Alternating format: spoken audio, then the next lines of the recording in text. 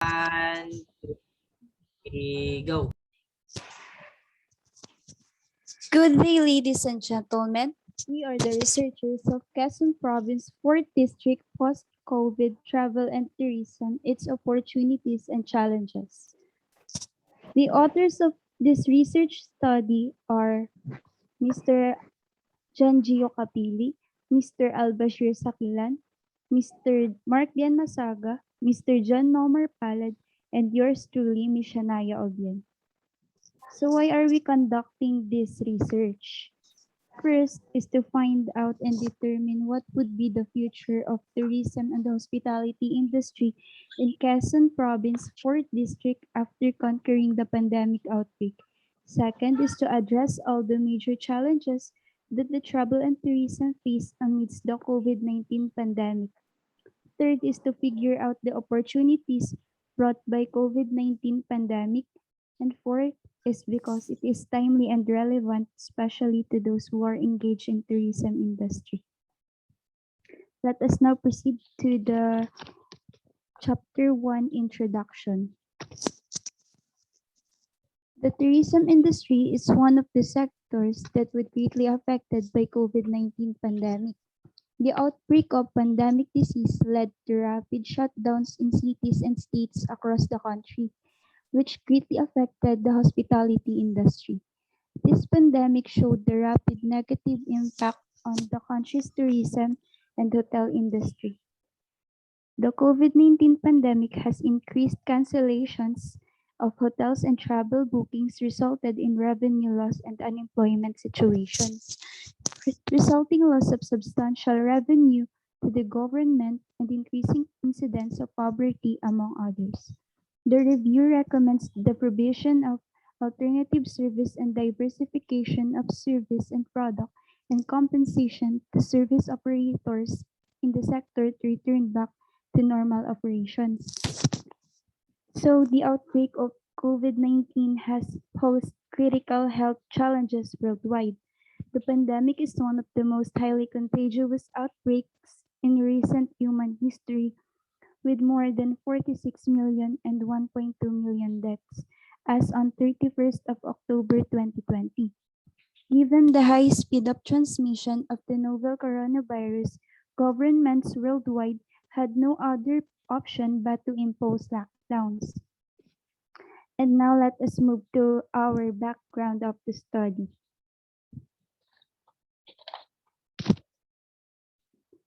Understanding the connections between pandemics and the travel is crucial to comprehending health security and global change.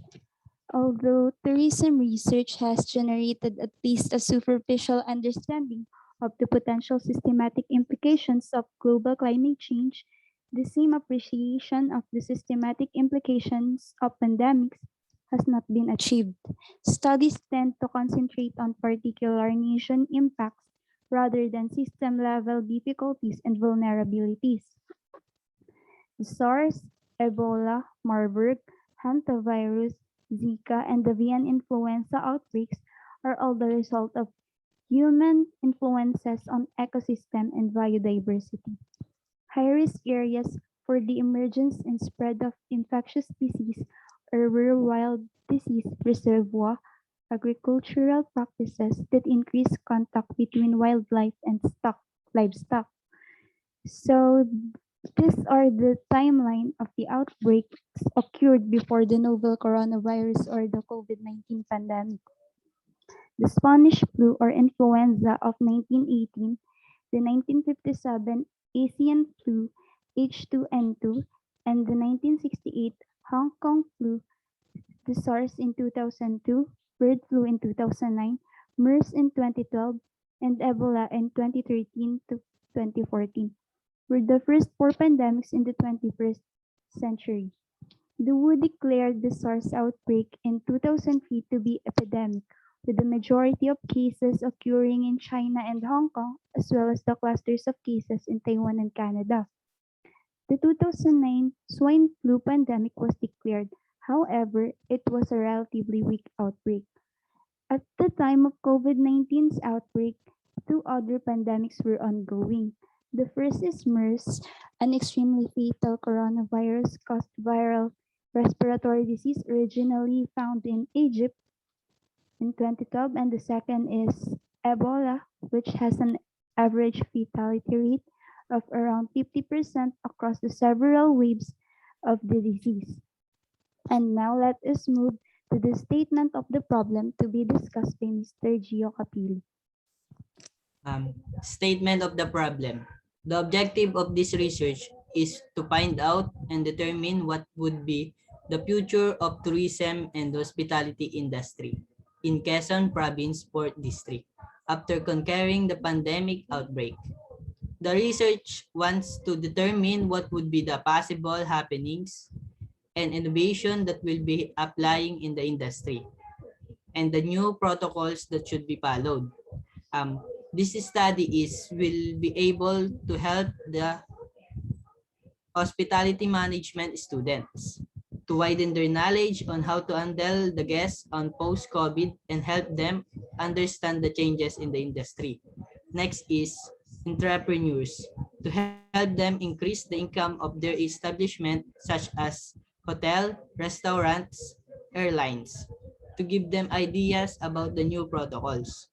Next is tourism and hospitality professor to help them become more flexible and to teach their knowledge with abroad about the changes in the tourism industry. Next is Tourism Council to give them ideas about innovation that should be applied after COVID-19 pandemic to enhance their knowledge and awareness about the changes in the tourism industry. Lastly is future researches to those who wants to study about travel and tourism after COVID-19. This research can be help them or can be referenced to their study. And next is theoretical framework. According to Helen Balsleb Clausen, question for resetting tourism circulate around whether such as approaches can be sustainable forms that can translate into equitable growth. Based on the thinking of various publications, one of the major issues appears to be that tourism frequently focus on individual and innovation rather than collectives and communally owned transaction. Even though tourism redirects and strive to incorporate community in decision-making processes, the unpacking of complexities of societies, regions, or location, historical and socio-political context frequently fails. Instead of establishing an inclusive approach, the effects generally reinforce existing power imbalance in the decision-making process. These imbalances are frequently the source of tension or dispute that arise throughout the collaborative process we are attempting to improve.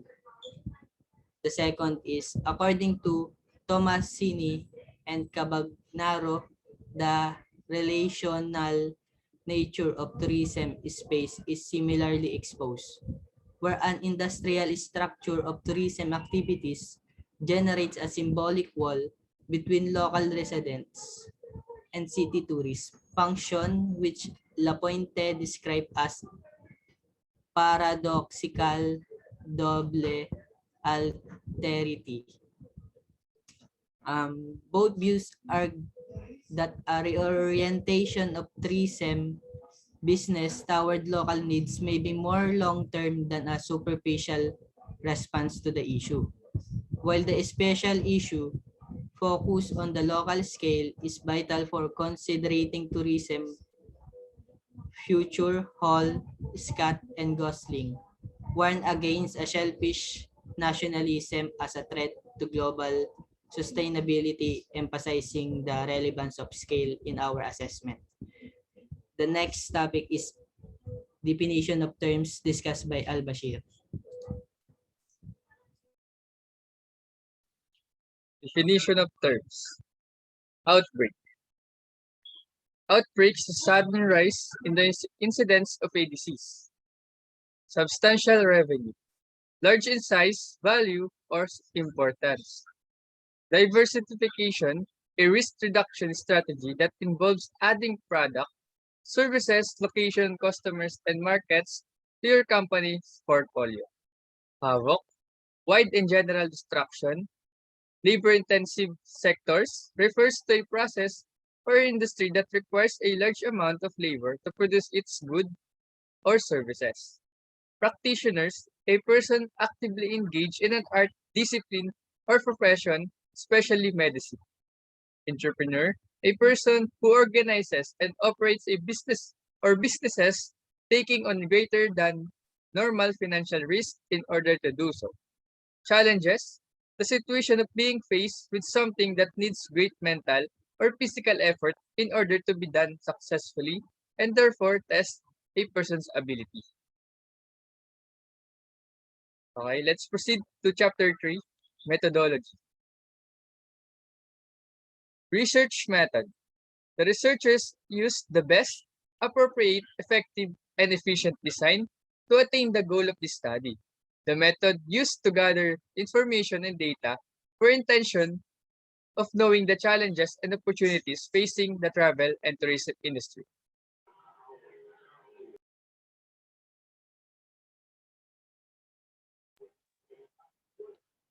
And now let's move to the sample size and sampling technique.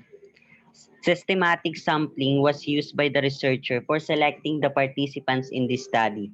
This technique was used by the researcher to ensure convenient representation of variables for the study, and individuals are selected at regular from the sampling frame.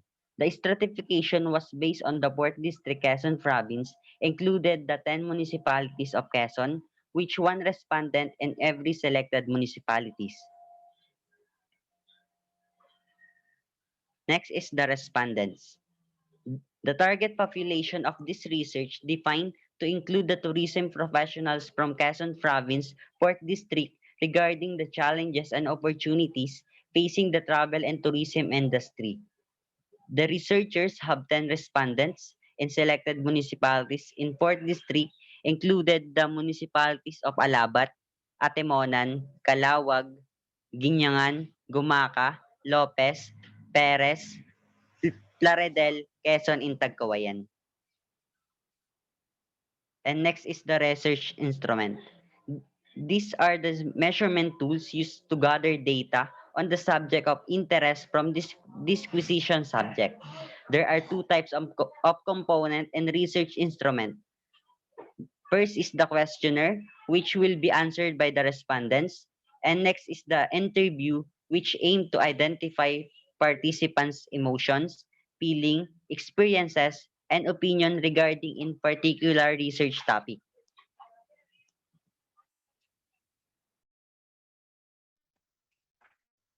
And for the data gathering procedure, the data gathered from the survey was tallied and tabulated for the explanation based on the frequency of items checked by the respondents in comparison to the primary data. For this research to be happen and successfully executed, the researchers invested a huge amount of time, effort, and collaboration for the data to be gathered. The researchers tallied and tabulated the information explained based on the frequency of item checked by the respondent. We have also employed secondary resources in the form of literature and studies. Research design. The researcher used descriptive research design in collecting data from the respondents.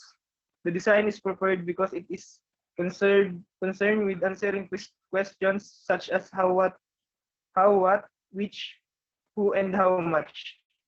A descriptive study is carefully designed to ensure complete description of the situation, making sure that there is minimum bias in the collection of data and procedure, and reduce errors in interpreting the data collected.